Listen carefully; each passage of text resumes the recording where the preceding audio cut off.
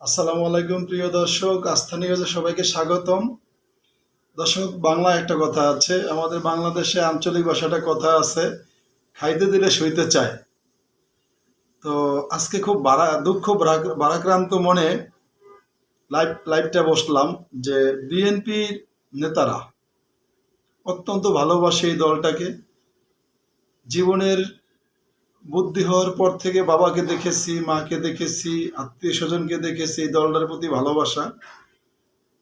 তার অনেক কারণও আছে, পজিটিভ কারণ আছে ভালোবাসা তৈরি হওয়ার। কিন্তু শহীদ প্রেসিডেন্ট জিয়াউর রহমানের নেতৃত্বে যে দল গঠিত হয়েছিল, সেই শহীদ প্রেসিডেন্ট জিয়াউর রহমানের তাৎপর্যে, জিয়াউর রহমানের আদর্শের যে দলটা এতদিন সারভাইভ করে গেছে, এতদিন যাবৎ রাজপথে সংগ্রাম করে গেছে, বাংলাদেশের ভোট ও ভাতের অধিকারের জন্য, বাংলাদেশের মানুষের মৌলিক অধিকারের জন্য যে দলটা 16 বছর নিজেরা নির্যাতিত নিপীড়িত হয়ে ঘরে থাকতে পারে নাই, ধান খেতে ঘুমাইছে, বাইরে বাইরে রইছে বিভিন্নভাবে, শীতের রাতে, সেদিন গত বছর শীতের কথাও মনে পড়ে, শীতের রাতে ঘরে যেতে পারে নাই, ধান খেতে ভিতরে ঘুমাইছে। সেই বিএনপি নেতা কর্মীরা, আমরাও কষ্ট কম করি নাই, আমরা কিচ্ছুই না, সাধারণ একজন ভক্ত বিএনপির একজন কর্মী, নিকৃষ্ট একজন কর্মী, নিকৃষ্ট একজন ভক্ত হিসেবে আমরা কম কষ্ট করি নাই। আর ভালো ভালো নেতারা, তাদের কথা তো বলাই বাহুল্য, অনেক ধরনের কষ্ট করেছেন, যেটা এখন মানে মনে করতে গেলে, মানে বলতে গেলে কান্না চলে আসবে।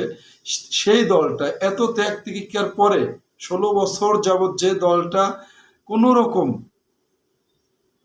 রকম টিকে আসছিল, কোনো রকম টিকে থাকার পর নিজেরা হামলা মামলা, শত শত হামলা মামলা মাথায় নিয়ে যে দলটা নেতৃত্ব দিয়ে গেছে নেতারা, যে দলটার দলীয় বা সিনিয়র ভাইস চেয়ারম্যান, ভারপ্রাপ্ত চেয়ারপারসন আজকে 16-17 বছর যাবৎ দেশের বাইরে বিভিন্ন ষড়যন্ত্রের মাধ্যমে তাকে আসতে দেওয়া হচ্ছে না, দেশের বাইরে থেকে এত কষ্ট করে, বাংলাদেশ থেকে লন্ডনের দূরত্ব ডিফারেন্স 9 ঘন্টার, সে রাত্র জেগে দিনে ঘুমায়, রাত্রে এই নেতাদের সাথে যোগাযোগ করে এই নেতাদেরকে এত কঠিনভাবে দিক নির্দেশনা দেওয়ার পরে যিনি দলটাকে গুছাইয়ে আনছেন, যাদের অক্লান্ত পরিশ্রমে, ছাত্রদের নেতৃত্বে, যাদের অক্লান্ত পরিশ্রমে অঘোষিত যুদ্ধে অংশগ্রহণের কারণে আজকে স্বৈরাচার শেখ হাসিনা সরকার পলাইতে বাধ্য হয়েছে, পালাইয়া গেছে, সেই দলটা যখন কিনা বাংলাদেশে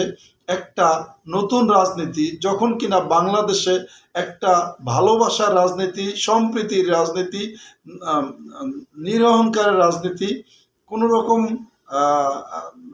দায়বদ্ধতা না রেখে সবাই মিলে যখন একটা দেশকে এগিয়ে নেওয়ার প্রত্যয়ে ছাত্র জনতা মাঠে নেমেছে, ঠিক তখন এই বিএনপি দলটার কিছু কিছু, আমি বলবো সারপোকা, কিছু কিছু ইস্ত্রে পাকা যেগুলা আছে, যেগুলা মানে কি বলবো, মানে বয়সের আগে পেকে যায়, এমন কিছু নেতার কারণে আজকে দলটা নিশ্চিহ্ন হয়ে যাওয়ার পথে, দুর্নাম দুর্নাম মানে দুর্গন্ধ ছড়ানোর পথে চলে যাচ্ছে।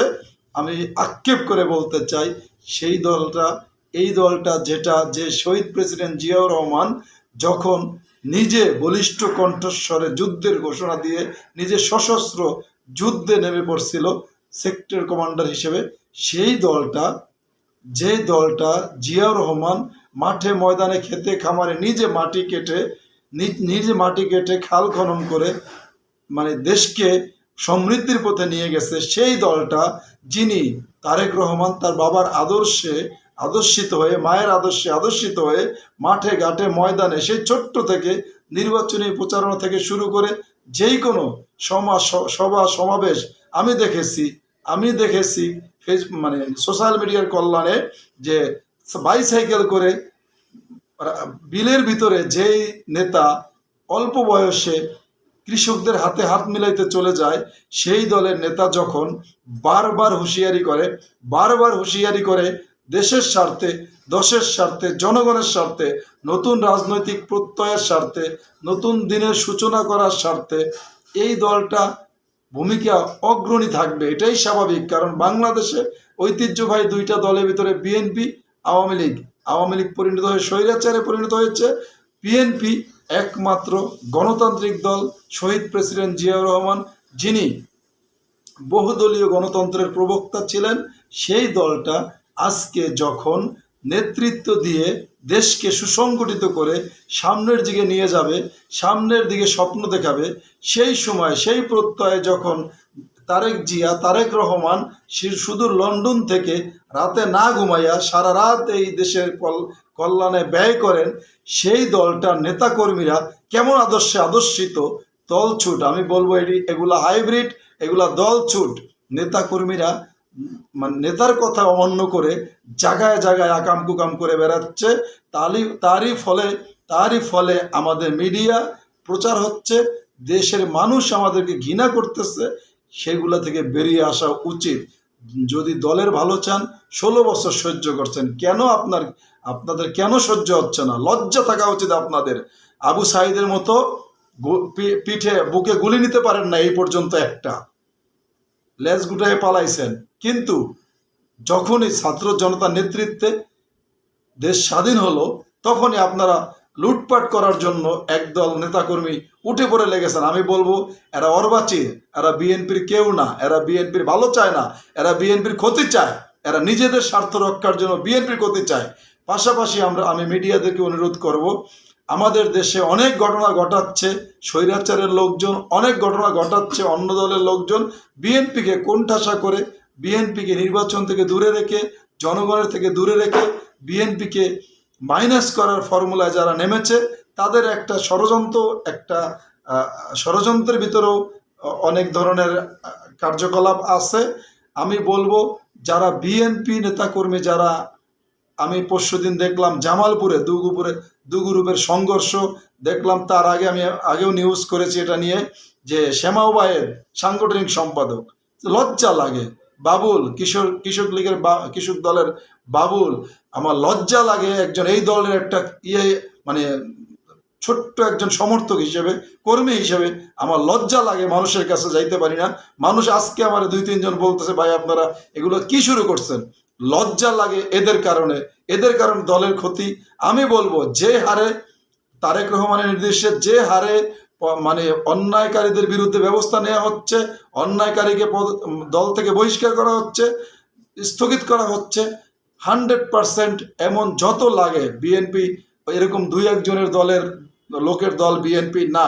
বিএনপি হাজার হাজার লক্ষ লক্ষ নেতাকর্মী, সৎ, যোগ্য, দেশের জন্য, দশের জন্য, বিএনপির জন্য জীবন দিতে প্রস্তুত আছে। সেই সব নেতাকর্মী নিয়ে দল সাজানো হবে। সেই সব নেতাকর্মী ভবিষ্যতে ফরওয়ার্ডে যাবে, সামনের সারিতে যাবে, এবং যারা দলকে ব্যবহার করে, দলের সাইনবোর্ড ব্যবহার করে, নির্লজ্জ বেহায়ার মতো লুটপাট, মারামারি, কাটাকাটিতে লিপ্ত আছেন, তাদেরকে যেন আরো বহিষ্কার করা হয়। আমি দেখেছি আমাদের দলের নেত্রী হচ্ছে আপসীন নেত্রী, নেতা হচ্ছে আপসীন নেতা, কোনো পরোয়া নাই, কোনো নেতার কোনো সুপারিশ নাই, কোনো আপোষ নাই। আমরা দেখতে পারতেছি অনবরত হয়ে যাচ্ছে বহিষ্কার। যেই যেদিকে বিপদগামী হোক, যে যেদিকে আকাম কুকাম করে বেড়াক, তাদেরকে বহিষ্কার করার জন্য বিন্দু পরিমাণ ভাবে না আমাদের দলের সিনিয়র ভাইস চেয়ারম্যান, ভারপ্রাপ্ত চেয়ারম্যান। অতএব আমি বলতে চাই, জামায়াতকে প্রশংসা করা লাগে, যে জামায়াত সুন্দর করে, কত সুন্দর সুশৃঙ্খলভাবে তারা নিজেদেরকে হাইলাইট করতেছে, জনগণের কাছে উপস্থাপন করতেছে। পক্ষান্তরে বিএনপি, আমরা কি করতেছি? লজ্জা লাগে, নির্লজ্জ বেহায়ের মতো লজ্জা শরমে মাথা খেয়ে আকাম কুকাম করে বেড়াচ্ছি। মানে কি বলবো, আর বলার ভাষা নাই। দর্শক, আমি বলতে চাই, যারা আমার ভিডিওটা শুনবেন, একজন শুনলে আরেকজনকে আমার ভিডিওটা ছড়াই দেন, ভিডিওটা শেয়ার করে দেন, ভিডিওটা মানে সাবস্ক্রাইব করে, শেয়ার করে, লাইক করে সরাই দেন, যেন বিএনপির এইসব মানে লোকজন দেখতে পারে, লজ্জা হয়। অন্তত লজ্জায় যেন এগুলো না করে। দেশের কথা ভাবুন, দলের কথা ভাবুন, নিজের কথা পরে ভাবুন। না খেয়ে মরেন নাই তো, না খেয়ে মরলে আমরা দান সগাত করে আপনাদের খাওয়াবো, কিন্তু এমন আকাম কুকাম বন্ধ করেন, লজ্জা থাকা উচিত। ধন্যবাদ।